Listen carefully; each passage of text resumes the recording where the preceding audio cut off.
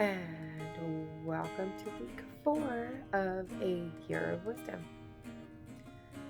Let's get started.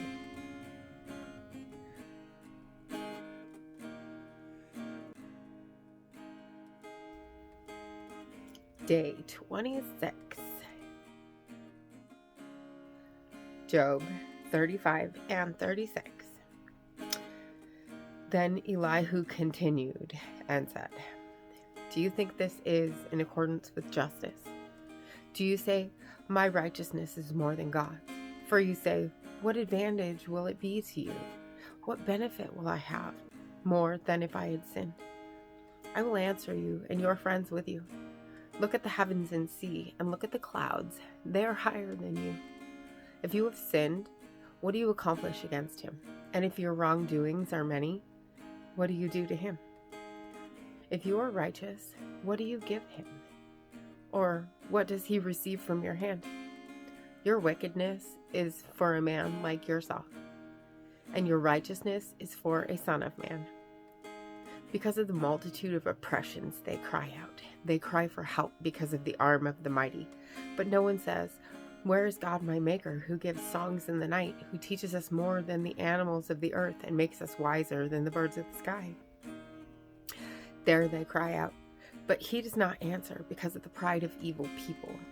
God certainly will not listen to an empty cry, nor will the Almighty regard it.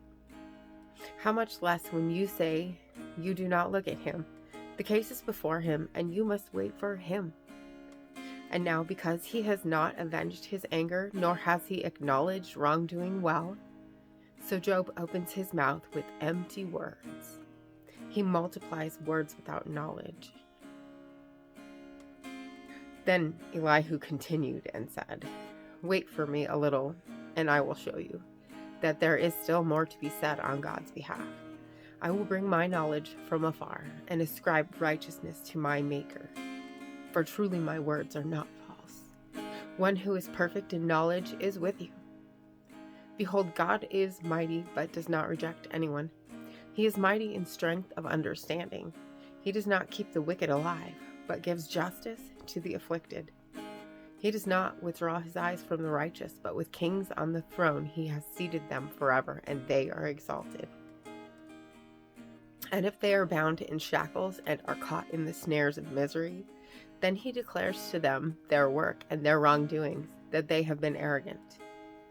He opens their ears to instruction and commands that they return from injustice. If they listen and serve him, they will end their days in prosperity, and their years in happiness. But if they do not listen, they will perish by the sword, and die without knowledge. But the godless in heart nurture anger. They do not call for help when he binds them. They die in youth, and their life perishes among the cult prostitutes. He rescues the afflicted in their misery, and opens their ears in time of oppression. Then indeed he induced you away from the mouth of distress, and instead of it a broad place with no constraint. And your table was full of rich food, but you were full of judgment on the wicked. Judgment and justice take hold of you. Beware that wrath does not entice you to mockery, and do not let the greatness of the ransom turn you aside. Will your cry for help keep you from distress, or all the exertions of your strength? Do not long for the night when people vanish in their places. Be careful, do not turn to evil, for you preferred this to misery. Behold, God is exalted in his power. Who is a teacher like him? Who has appointed him his way, and who has said, 'You have done wrong'? Remember that you are to exalt his work, of which people have sung. All people have seen it. Mankind looks at it from afar. Behold, God is exalted, and we do not know him. The number of his years is unsearchable. For he draws up the drops of water. They distill rain from its celestial stream, which clouds pour down. They drip upon mankind abundantly. Can anyone understand the spreading of the clouds, the thundering of his pavilion? Behold, he spreads his lightning about him, and he covers the depths of the sea. For by them he judges peoples. He gives food in abundance. He covers his hand with the lightning and commands it to strike the chariot. Its thundering voice declares his presence. The livestock also, concerning what is coming up. Proverbs 26. Like snow in summer and like rain in harvest, so honor is not fitting for a fool. Like a sparrow in its flitting, like a swallow in its flying.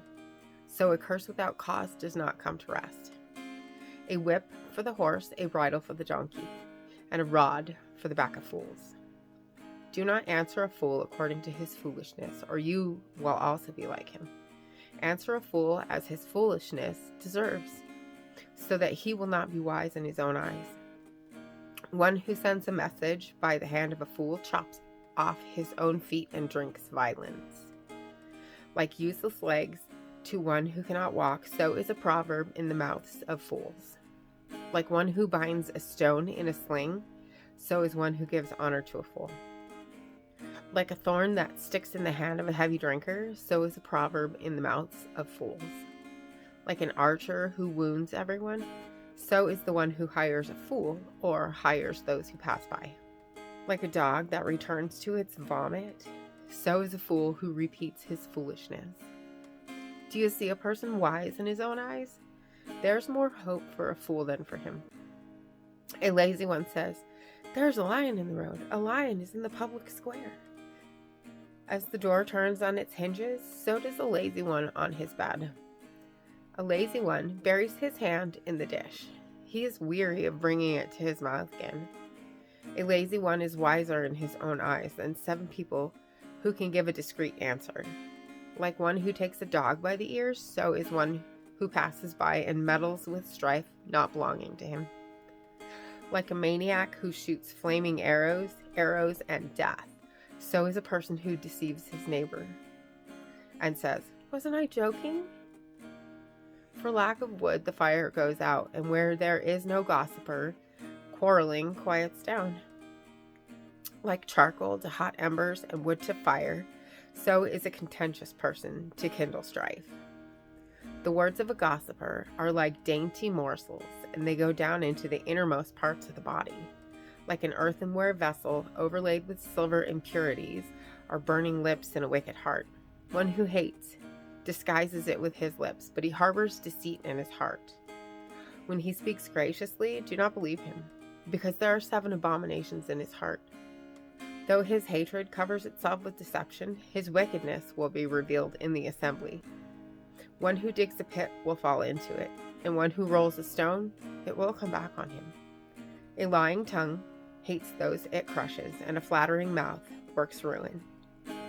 And as always, thank you for being here, and click that subscribe button and click the bell. And don't forget to hit the like button as well. And I'll see you tomorrow for the next video. Blessings. I'm standing at the crossroads.